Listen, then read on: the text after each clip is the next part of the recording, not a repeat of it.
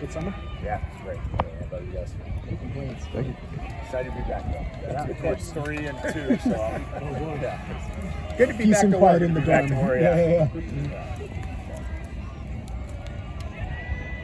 All right, thank you.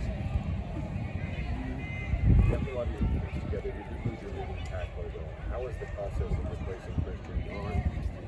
We did that last year. And what do you need to see from Dave or the maybe? Yeah, we really, having Omar kind of come on late at the end of the year, and all he's done is just progress. I mean, he was in the facility every day this offseason.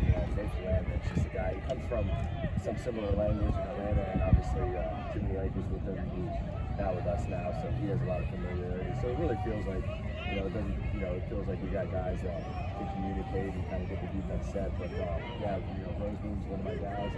Was with him when he came out, and he was just a special teamer and practice squad guy until he was in. So he had an awesome year last year. So he's going to be huge for us.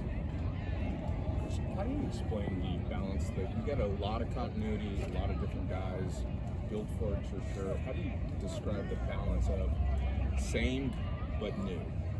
Yeah, it's a really good question, because you never want to rest on what you did last year or anything like that. You always want to start from square one, but at the same time, there is definitely a knowledge of, hey, we have been in the system. We kind of know what some of these guys can do. They've played together a lot more. We've been in some different situations. So you're really trying to build off that, but at the same time, it's square one. You don't skip any steps. First day of camp, still the first day of camp, and we're going to start from square one and build from there. What are early impressions? I mean, no pads yet, but just of Pino Ford going back to the spring and through the first few days of camp. He's been awesome. Been what we hoped and more.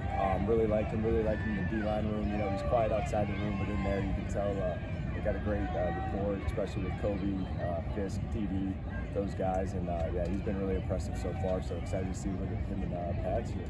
What about year two, Jared Fisk, kind of coming in? What do you see, if anything, different from when he came in as a rookie? Yeah, I think it's like, I think we all just know each other a lot more. He understands the defense more. He understands, when he can take his playoffs. He's a guy that really likes to be coached hard.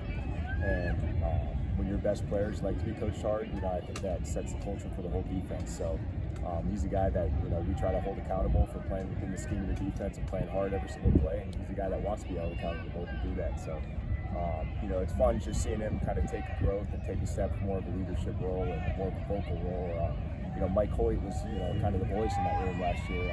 So him and BY have kind of combined to kind of take those roles because they've played so much football. Does it surprise you at all that his reaction to the workout with Aaron Donald was to say, I need to make my workouts harder now? No, not at all. I mean, if you've seen Aaron Donald, so no, not at all.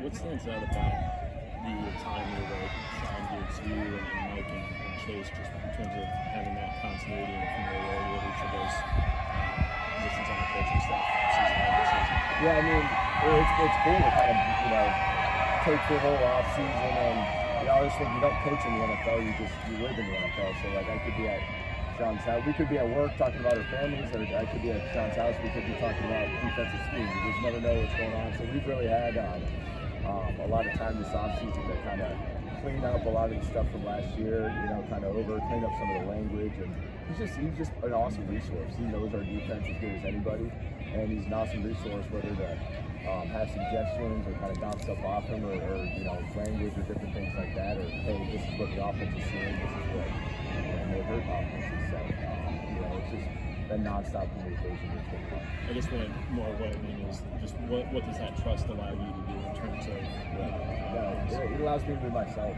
And we had a big talk. We were struggling going into the bye last year, and it was like, be yourself. What did you do at John Carroll? When I was deep corner in my first year at John Carroll, what exactly did you do?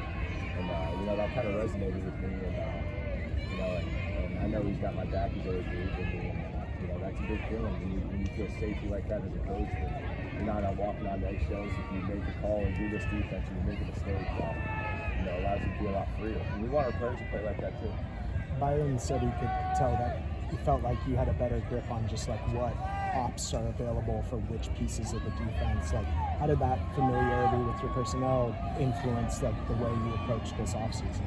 Yeah, everything's about the players. So, we're going to build a foundational scheme that, you know, can evolve and adapt to the teams that we're playing, but it's always going to be based around what our guys can do. So I think we know in the back of our head certain things that our guys can do best, and you know, we're going to try to put them in those guys' positions. And what's really fun is, you know, now him, you know, BY and Verse and those guys kind of understand what we're trying to accomplish, and they can come up with suggestions. So it's just like we're working with each other all the time to put them in the best spots. What role does Quentin Lake play in the success of your defense? Oh, he's the linchpin. I mean, he's everything. You know, communicator. He moves around. He can really be. He allows us. How I like to say it, he allows us always to get our best guys on the field. He can play nickel. You know, these days, a lot of times when you are playing nickel, you get put in the run field. You're almost like a linebacker sometimes in a 4-3 defense. And he does that. Then the next thing he's covering a slot receiver. And then the next thing, he's deep playing middle of the post safety. Now he's playing a half field. He does all these different techniques, and I think he's one of the best tacklers on the team, but I think he's probably one of the most underrated physical players in the league. And he's always been one of our best tacklers, and he's been one of our best communicators, smart. You can do a lot of stuff with him just because you know you're not going to overload him, you know, and he's going to get everybody right around him. So in addition, I think he makes the guys around him feel better too. Got a lot of talk about the defensive backs this offseason. What makes you so confident that, you know, not adding somebody to this unit is you know, the right thing to do, and that they're going to be successful this year? Yeah, I mean, we really like our guys. You know, we thought, you know, as far as Duo and getting Kello back, and, you know, Jacoby had an awesome game in playoffs versus Minnesota, and I think we saw what Duo and Kello did. And then as far as, you know, bringing in Emmanuel Forbes, he's been excellent. There's a lot of depth in that room. There's other guys there that maybe didn't get as much playing time, that are kind of lingering in the background, that have done an awesome job as well. So, you know, we're pretty excited about that. We're really excited about them, I should say. And, you know, we really like what they bring to our defense. What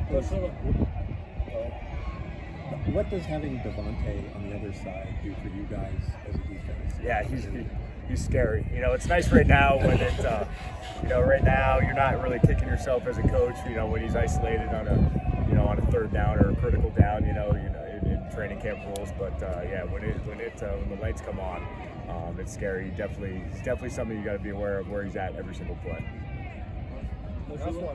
Obviously, you've had 8 seasons with the Rams. You've had Aaron Donald for so many seasons. Now Jared Verse entering the 2nd season. I know Verse is I would say player, but what is the biggest resemblance that you see in Verse that kind of resembles Donald? They work hard and love to be coached hard. They love football. It's really easy. Guys that do that, and Aaron Donald was like that. He was the hardest worker on the team. He led the defense. He held guys accountable for playing hard, and the Verse is obviously taking steps in that direction, and that's exactly what he's at. Thanks, Chris.